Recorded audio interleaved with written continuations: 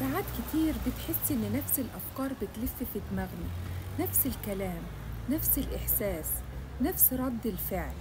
في فكرة واحدة لو عملتيها ممكن تفضي دماغك وتقلل التوتر فورا، وناس كتير مش بتعملها للأسف. طب تعملي إيه بقى؟ أول نصيحة: طلعي الفكرة من دماغك واكتبيها. عارفة ليه؟ لأن من الصعب جدا إن انت تصفي دماغك والأفكار عمالة تلف وتلف فيها زي الدوامة. في فكرة واحدة لو عملتيها ممكن تفضي دماغك وتقلل التوتر فورا، وناس كتير مش بتعملها للأسف. بس أول ما بتكتبي اللي حاسة بيه كأنك بتنقلي اللي جواكي وتحطيها في مكان تاني، مكان تقدري تشوفيه، مكان تقدري تلمسيه. ولما الفكرة بتطلع بره دماغك ساعتها تقدري تتصرفي. في حاجات ناس كتير بتنصح بيها، زي انك تنظميها او تشوفي هتعملي فيها ايه، او تتخلصي منها تماما، او حتى تمسكي الورقة وتحرقيها او ترميها في الزبالة وخلاص. ممكن تقولي لنفسك يعني دي مجرد افكار، هو انا هرتاح كده؟ ايوه، الدراسات اكدت الكلام ده. في دراسة اتعملت في جامعة سنة 2024 لقوا ان الناس اللي كتبوا افكارهم الغاضبة وبعدين قطعوا الورقة ورموها غضبهم قل بشكل واضح. أما الناس اللي كتبوا وسابوا الورقة معاهم الغضب عندهم مقلش بنفس الدرجة، على العكس من الناس اللي كتبوا مشاعرهم وأفكارهم لكن سابوها معاهم. شافوا فرق بسيط جدا في مستوى الغضب، يعني التغيير كان طفيف جدا. إنك تتخلصي من الورقة والقلم بإيدك وتكتبي اللي جواكي وبعدين تقطعي الورقة وترميها أو حتى تحرقيها، ده بيحرك عندك فعلا التجربة العاطفية اللي مربوطة بيها. عارفة مجرد التفكير في كده بيدي إحساس غريب بس فعلا قوي جدا. خدتي بالك من اللي اتقال في الدراسة؟ لو احتفظت بالورقة سواء كمفكرة أو كسبتها على المكتب أو هيكون لها نفس التأثير إطلاقا. في مثال تاني، في جامعة من ولاية أوهايو سنة 2012 نشروا دراسة في مجلة العلوم النفسية. لقوا إن الناس اللي كتبوا أفكارهم السلبية وقطعوها بقى لهم قدرة على إن هم يتجاهلوا الأفكار دي وينسوها، على العكس بالناس اللي احتفظت بالورقة ولسه بتفتكر المحتوى السلبي قاعدين ويتأملوا فيه. يعني الموضوع مش بس إنك تفضفضي على الورقة، لا، ده لازم كمان تتخلصي منه بإيدك. الدراسات بتقول إن حرق صور الشريك السابق ممكن يكون ده فعل رمزي قوي بيساعد على التحرر العاطفي. اسألي نفسك كده، كم مرة احتفظتي بهدايا أو رسائل أو بحاجات مش بتسبب لك ألم؟ كم مرة سبت صور أو حاجات بتخص شخص خلاص ما انتيش عايزاه في حياتك جوه درج أو في صندوق؟ عارفة ليه لازم إنك تتخلصي من الحاجات دي؟ لأن في جزء منك لسه متعلق بالحاجات دي، فلازم تحرقيها يا إما تسيبيها تتخلصي منها بأي شكل.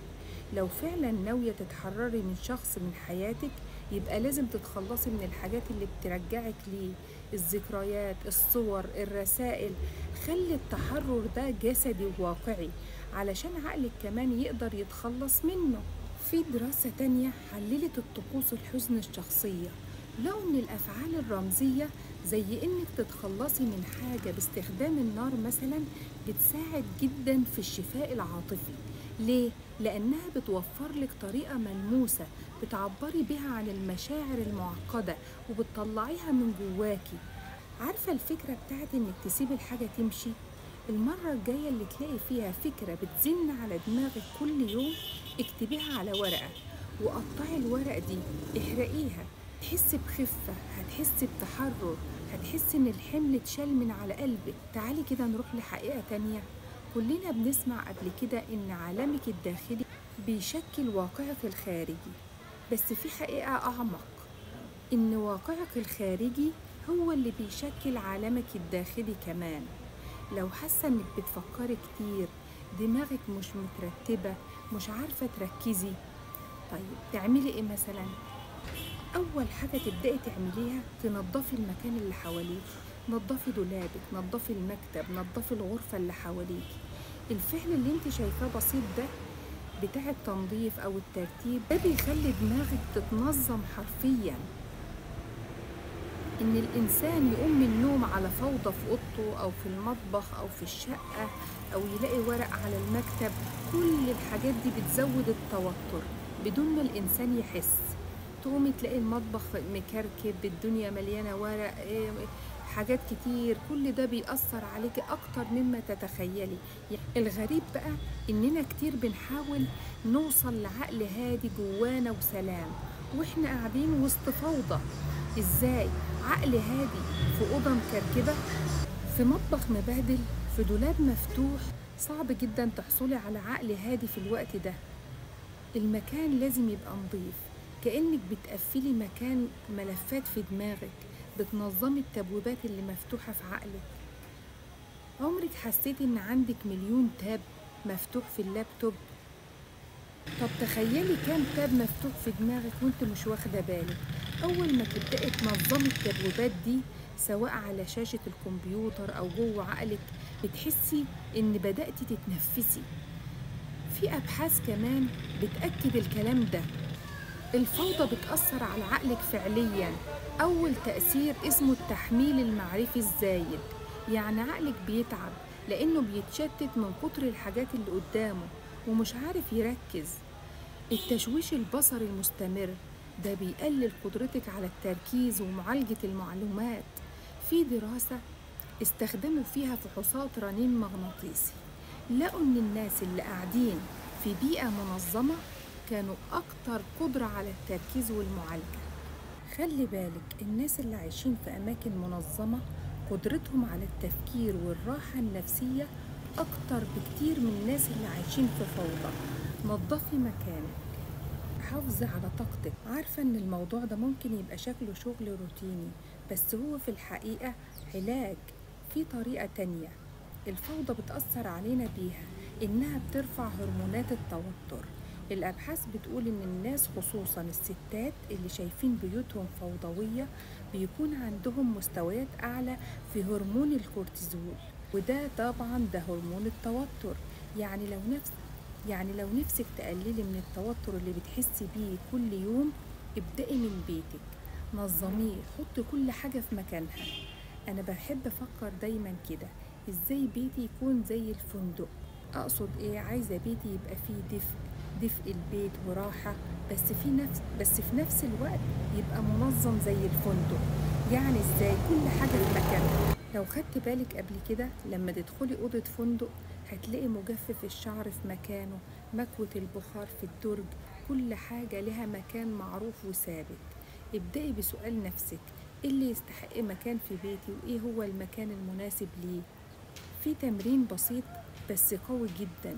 اسألي نفسك، إيه أول حاجة بشوفها الصبح؟ هل هو مكتب مكركب ولا صورة لعيلتك بتفرحك أول ما تفتحي عينيكي؟ ده طبعا بيفرق.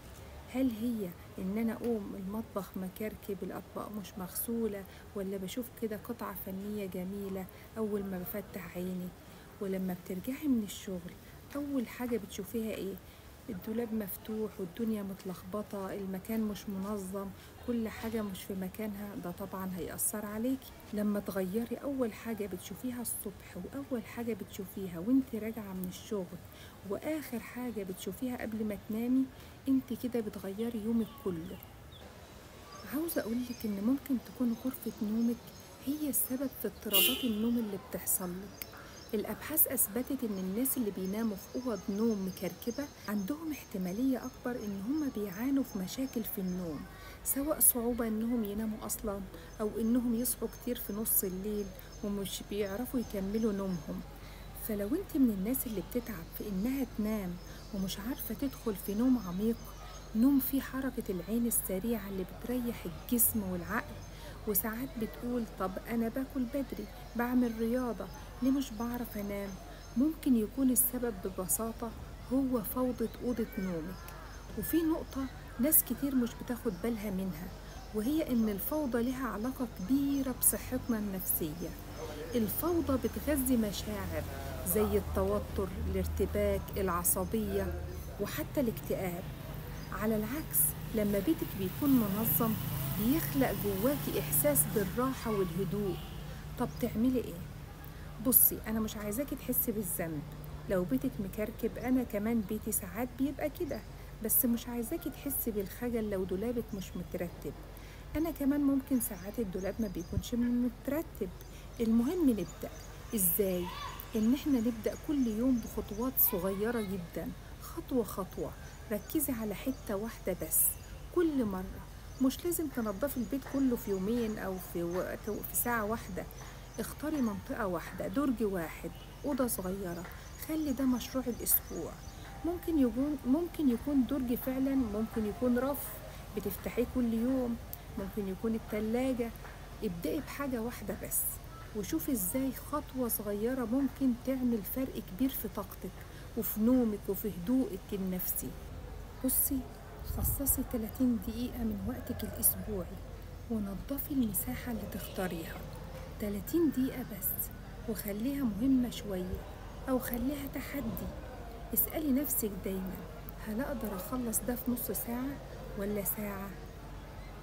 هاتي تليفونك واظبطي المؤقت. مش بس بيسهل عليك المهمة، ده كمان بيحمسك. ممكن تبقى لعبة بينك وبين نفسك. جربي وشوفي الفرق. الخطوة اللي بعد كده، وانت بتشتغلي ابدأي خصصي مكان. يعني قولي كل حاجة أحطها فين، اللبن أحطه فين، العيش أحطه فين، الكوباية أحطها فين. كل حاجة لازم يكون لها مكان ثابت ليها. كل ما حددتي أماكن واضحة لكل حاجة هيكون الأمر عليكي سهل. ابدأي بخطوة بسيطة. مش لازم الكمال لله وحده. التراكم هو السر، إن انت كل يوم بتعملي حاجة، كل يوم شوية، كل أسبوع تنظيم هيغير حياتك فعلا. الهدوء مش بعيد. الهدوء في بيتك.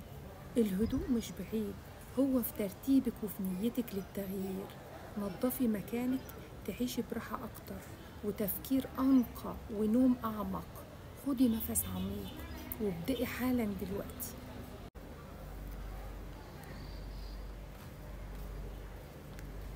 خدي نفس عميق وقومي ابدأي دلوقتي. لو عجبك الفيديو ما تنسيش تشتركي في القناة وتفعلي زر الجرس علشان يوصلك كل الفيديوهات الجديدة.